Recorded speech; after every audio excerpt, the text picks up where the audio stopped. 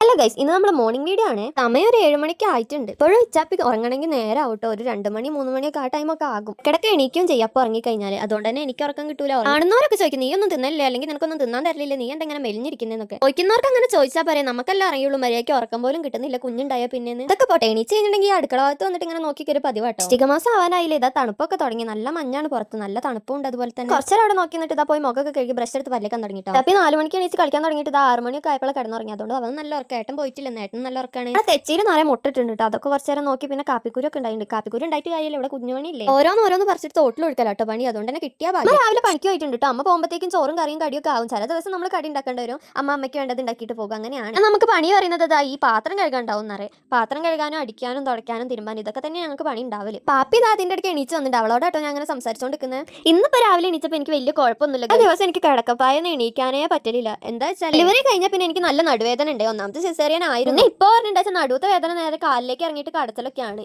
അതായത് ഷോൾഡർ തൊട്ട് താഴെ വരെ ഭയങ്കര പെയിൻ. ബെൽറ്റ് ഒക്കെ ഇട്ടിട്ട് കേട്ടോ ഞാൻ ഇടയ്ക്ക് ഓരോന്നും ചെയ്യലൊക്കെ. ആരറിയാൻ എങ്ങനെയൊക്കെയാണ് അവസ്ഥകൾ. ആണെന്നവർക്കും പറയുന്നവർക്കും അറിയില്ലല്ലോ ഞാൻ ഇത്രയും വേദന സഹിച്ചിട്ടാണ് നടക്കുന്നതെന്നൊന്നും. ഇന്നല്ലെങ്കിൽ നാളെ ആർക്കായാലും ഈ ഒരു അവസ്ഥ വരുമ്പോഴേ മനസ്സിലാവും. കുറ്റം പറയാനും ഒറ്റപ്പെടുത്താനും തളർത്താനും ഒക്കെ ഒരുപാട് ആൾക്കാർ കാണും. നമ്മളെ കൂടെ ഉണ്ടാവാൻ നമ്മൾ പ്രതീക്ഷിക്കാത്ത ആൾക്കാരായിരിക്കും. അതിപ്പോ നമ്മളെ രക്തബന്ധം തന്നെ ആവണം എന്നൊന്നുമില്ല കൂടെ നിൽക്കുന്നവര്. അല്ല, നമ്മൾ കഥ പറഞ്ഞ് പണിയൊക്കെ കഴിഞ്ഞിട്ടോ. ഇനി സ്ലാവൊക്കെ തുടച്ച ഏട്ടന് ചായ കൊണ്ട് കൊടുക്കാം. അപ്പൊ നമ്മൾ ഇന്നത്തെ വീഡിയോ ഇത്രയേ ഉള്ളൂ. ഇഷ്ടപ്പെട്ടെങ്കിൽ കൂടെ കൂടിക്കോളി. നാളെ കാണാം. ബൈ.